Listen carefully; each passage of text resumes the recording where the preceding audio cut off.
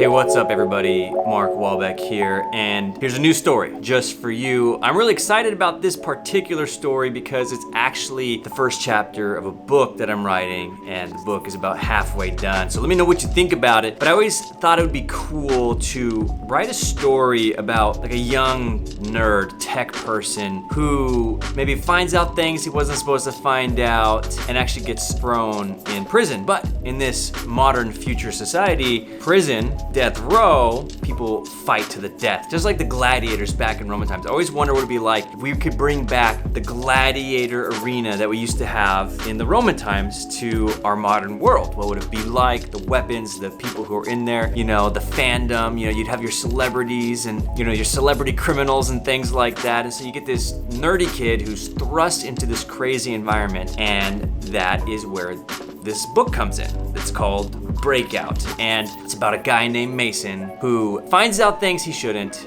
gets thrown wrongfully into prison, into the Breakout games, and has to fight for his life to survive. But he's not a killer, he's not a murderer, he's got no skills at all except a little bit of hacking and computer wizardry. So how does he survive? That's what this is all about. So I'm really excited about this particular story. Let me know what you think.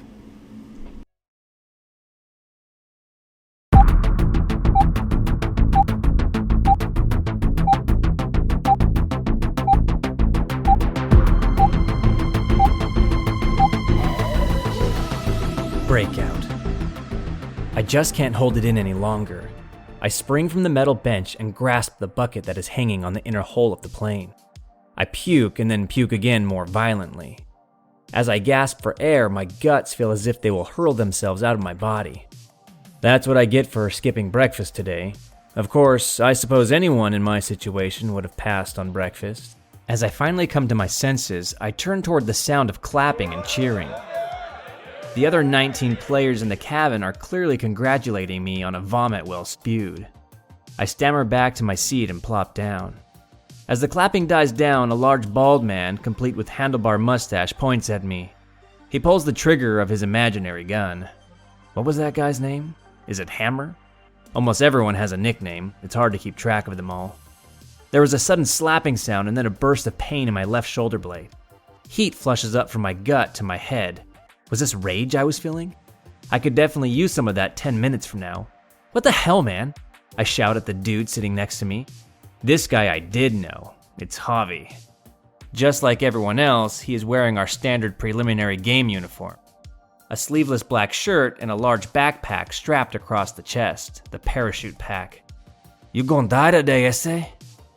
Thanks for the encouragement, Javi. Convicts have a real talent for motivational speaking. The man probably has a point though. Just staring at Javi makes me feel as if I won't last 10 seconds in the ring. His arms are insanely muscular and covered in tattoos. The left cleaver contains a series of crosses, Bible verses, and a large image of the Virgin Mary. And the right one holds depictions of guns, knives, and a sinister demon near the top of the shoulder, clearly approving of the weapons painted below. At least Javi's breath is pleasant. It has a strong hint of peppermint. It's likely some sort of mouthwash that wasn't really acquired just to fight gingivitis. Definitely standard prison contraband. But I'll do you a favor, he continues. You take the drop right next to me, and I'll make it a clean kill. He taps his finger against my head as if his words somehow need a physical demonstration. One shot, one kill. Easy points for me, and a quick death for you. What you say? We got ourselves a deal? I smack his fingers away from my head and do my best to look like a stone-cold killer. I probably look like an idiot. Yeah, thanks, but no thanks. The burly Mexican pulls away and draws a devious grin. Okay, I get it. You like to play hard to get. I can respect that. See you on the outside, I say. Normally, I might have been overly annoyed by Javi's gesture, but 6 weeks in a maximum security prison mixed with serial killers and murderers will help you pick your battles. No need to get shanked with a toothbrush over spilled mouthwash. I'm too tired to be annoyed anyway. I didn't really sleep at all last night, and for some reason, if you picture yourself being stabbed or shot over and over again, it has the strange effect of keeping you awake. But regardless of sleep though, I know it is critical that I stay alert. My brain is going to be my best ally, and now it's time to power up. I take a better glance at the small metal airplane we had been thrust into nearly an hour ago. We've got 2 metal rows of benches welded to each side of the plane. There's a walkway in the middle. No cockpit or pilots to be found, but that's because where the security door is supposed to be, instead is a steel reinforced wall. The aircraft isn't elegant by any means, but it's definitely modern and functional. We've got 10 players on the left and 10 players on the right. And by players, of course, I mean serial killers, rapists, murderers, child molesters, and the occasional nutcase. Basically every type of person you might need for a successful, televised, fight-to-the-death Battle Royale. Each of the players has a white number stitched to the front and back of their shirts. In the preliminary games, we only get limited screen time on ESPN and the other smaller networks, so the numbers are used to point us out from a distance. The video drones don't come out until you make it to battle number 2 or 3. If you make the championship game, though, you'll have at least 3 drones following you around at all times. If I wasn't crammed into this metal meat locker, I would almost think we were still back in the blocks. These guys are all chatting and laughing as if they were on some kind of prison field trip, as if they weren't about to start killing each other. In the laughter and knuckle bumping, I can see the dim glow of the arm guards. Everyone is equipped with the device on their right wrist except in the case of Javi, who has it on his left. The arm guards have a faint pulsing green light in the bottom left of the screen. Across the middle of the screen, each device displays a line of white text. I look at my own arm guard to see the words, 245 to drop. In 3 minutes, I'll see if all the planning pays off. The most important thing I can do, aside from not dying, is protect my arm guard. This will be my weapon of choice. Sure, it's not really a weapon at all, it's more of a utility than anything else, but I built an entire career out of playing with digital tools. So the arm guard mixed with a little brain power, and presumably I've got the game in the bag. At least that's what Trix thinks. A hacker's best tool is his mind, she says. Normally I might agree, but then again I've never tried to use my brain while dodging bullets and raging psychopaths. I've got to keep to the plan. While the other players are sprinting to the nearest weapon cache, I'll need to be a little more tactical. I'll monitor the ring boundaries, player heat signatures, and death locations. If I can get Trix online, then she can coach me through the rest of the match. So long as I stick to the plan, she says I have an 86% chance of winning the first preliminary game. The odds are definitely in my favor, if she's right. And there's that irritating itch again. I scratch my neck as if doing so would somehow remove the detonator they injected there this morning. It seems strange that something so small has the ability to sever my head and launch it over 50 feet. I didn't believe it at first, but of course Trix made me watch some of the past games. It's a pretty awful sight. You've got 2 minutes to survive once you leave the ring. 1 second more and you'll watch your body wave goodbye. Play the ring, Trix says. The idiots in the prelims always rush each other. You've got to play the ring. Thinking about her is probably the only thing that's keeping me thinking straight. I'm really missing her right now. Yes, she had been the one that had technically gotten me thrown into this mess, but she is still my best friend, my only friend. And without her, there is no way I'm going to survive. Luckily for me, every player is permitted a battle mentor, or BM. We are allotted 1 hour of in-person or video coaching per day. You can earn more time if you have the battle coins to spend, but like me, most prelim players are broke. Unless you start rising the ranks, you're really just some filthy sex offender or serial killer. You don't start getting sponsors or donations until the finals. Trix jumped at the opportunity to be my BM. I mean, it's not like she really had a choice. Getting your best friend thrown into prison surely means there's some penitence to be paid. Aside from that, though, I'm sure she would have volunteered pro bono anyhow. She's a Breakout fanatic.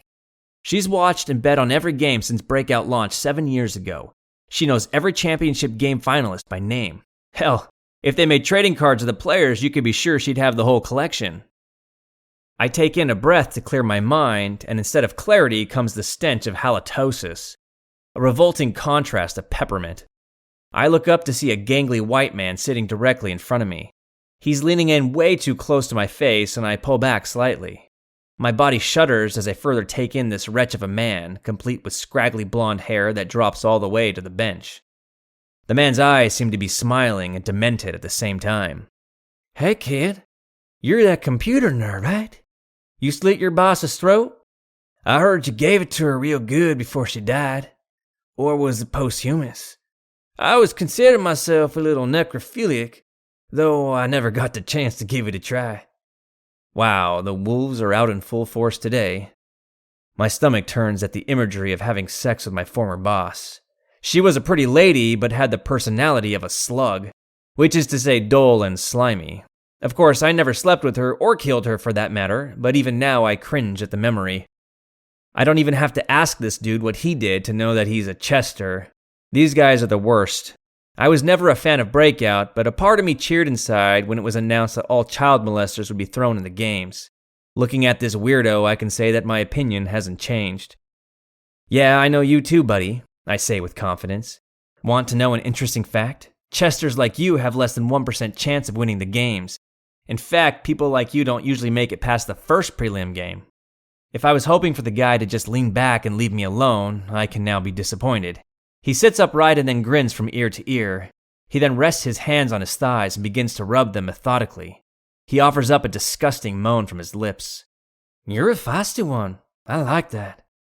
I'm sad we didn't get to know each other a little before today. But hey, maybe you and me can spend some time together on the ground. And here I am sitting again like an idiot. 2 points convicts and me 0. Acting tough is definitely out of my comfort zone, clearly manifested by my trying to use statistics to win an argument against a convicted felon. My armed guard says we've got 1 minute until it's time to drop, and then like clockwork, a red light in the cabin ceilings begins to twirl. An alarm sounds and then comes the voice of a woman, a pleasant voice. The doors will open in 30 seconds. You will then have 1 minute to jump. If you jump after the 1 minute mark, you will be out of the ring and standard ring boundary rules will apply. The voice ends, but the lights keep spinning. The other players begin to stand up, holding on to the overhead stabilizing handles. And here comes that nausea again. I take a deep breath and the vomit keeps its distance for the time being. I look down and realize that I haven't even looked at the number on my shirt yet. It's 117, just some random undesirable number to be checked off a list within the next 24 hours. If my mom could only see me now, I wonder what she's up to, and what she thinks about me. We never even got the chance to talk before they locked me up. I think of Texas and the good old days. In Texas, life was so much simpler, long before I had even moved to California. Those were the days of Hot Pockets, Red Bull, and late-night hacking sessions. I smile thinking about being 13 again, just an innocent kid with his computer. I never knew that it would be a computer that would put me in prison and change my life forever. I think about my very first hack. It had been my mom's boyfriend's computer. Tom was his name. That dude was a total jerk. The guy would booze it up and rip on my mom almost every week. So I had asked my mom for Tom's email address. Then I went to the email's hosting provider and wrote down every password reset question the website asked for. The next step was to call Tom, pretending to be an employee of the company. I told him that his account had been compromised and that I needed to secure his identity, that he would need to reset his password. I didn't even have to get the password reset questions from him. The idiot just gave me his current password. I happily wrote it down and assured him that his account was most definitely now secure. It didn't take long for me to find dirt on the guy. With access to his email account, I was able to reset his passwords for Facebook, Instagram, and Twitter. I came to find out that Tom had indeed been a very naughty boy. He was seeing 3 other women and also was maintaining quite an interesting conversation with a high school girl in private messages. Then I did what any respectable person might do in that situation. I printed up all of the information and blackmailed the jerk. I sent a copy of it both to Tom and my mom. She kicked him out that same week. The good old days. An alert begins to echo throughout the cabin and then the turning of gears. Both sides of the plane open at the same time, flooding the cabin with light. I shield my eyes with my arm to help them adjust. After a few moments, I can see clearly again. We are somewhere over the desert. Small mountains stretch for miles, and after them an endless ocean of dirt. The sky is a fierce blue, and there isn't a cloud in sight. 29 palms, I say to myself. The prelim games are always held in one of 4 locations: Big Bear, Tehachapi, Lompoc, or 29 Palms. And of course the big game, the one that matters, this year will be held on Catalina Island. The Big Bear Arena is dense with forests and packed with snow in the winter. The Lompoc Arena stretches nearly 100 acres out to the Pacific Ocean. The Tehachapi Arena is trapped in hill country and includes the abandoned Woodward Recreational Camp as well as the deserted Stallion Springs neighborhood. 29 Palms Arena is the Mojave Desert. In the summer, it is over 100 degrees, and in the winter, you can expect freezing temperatures. It's the worst of them all. It only makes sense that I be sent to the one place I didn't want to go. The woman's voice speaks one last time. Drop, drop, drop. I watch the players begin to leap from the plane. I'm still baffled as I watch the convicts leap out to their deaths, cheering and screaming. Then I think of Trix. Remember, Mason, she had said. These jerks aren't smart, they're just crazy. Crazy can be dangerous, but you've got the brains to outsmart crazy. These guys were calm because they were crazy. They have nothing to live for, and I need to use that to my advantage. Fear and caution are the tools that will keep me alive. And don't forget, she says in my mind, you don't have to win the prelims, you just need to be one of the last 5 alive. My arm guard buzzes and says 045 beyond drop zone. I've got to stick to the plan. Trix told me to jump as far away from everyone else as possible. Then, when I land, I've got to stick to the ring. The big flaw in this plan, though, is the fact that you never know where the center of the ring is until every player has landed. If you drop too far from the center, you might find yourself running the entire match to try and stay in the ring when round 2 starts. I look back into the cabin thinking I'm the last one left on the plane. I jump back a foot when I see Mr. Chester staring me down. He walks past me with a twinkle in his eye and then gives a nasty smile. Now don't you dilly-dally. Me and you have a date down there, he says. He winks at me and then jumps out the door without another sound. Now I really am alone on the plane, and my arm guard says I'm 1 minute beyond the drop zone. This means I'm at the edge of the arena boundaries. Anything beyond this point now counts against the 2 minutes before my head is dismembered from my body. I move to the door on the right side of the plane and grab the ceiling handles to look out into the desert abyss. There's miles of empty desert peppered with tiny black parachutes making their way to the earth. In the distance is another plane. Its doors are closed, which means everyone has jumped. This prelim game would have a total of 40 players. The familiar buzz, and I see the words 159 until detonation. My heart races and eyes widen as I stare at the ground far below. I realize these jerks never even gave us any test jumps. What kind of sick people hand a kid a parachute and say, jump out of a plane and try not to die? The only advice they had given was pull the big red handle on your pack after 15 seconds of freefall. But I'm way too far out of the boundaries to pull at 15 seconds. I'd be a splatter in the wind before I ever touch the ground. I'm gonna have to be pretty far down before I yank that handle. That dang arm buzzer again, 138 until detonation. I'm starting to breathe really hard now and my vision is getting murky. I've never experienced a panic attack before, but I'm thinking this is probably what is happening. A dagger-like pain pierces into my chest and then moves its way up into my neck and jaw. My right arm begins to cramp, and I wonder what might happen if I just stay on the plane. Maybe if I close my eyes, I'll wake up in my trashy little studio apartment. Of course, this is stupid. I have to jump, and I have to survive. You are innocent, Trix had said. That is why you'll survive. You're a good person, Mason. I'm innocent, I say aloud. I can do this. I take another final breath, close my eyes, and then leap from the plane.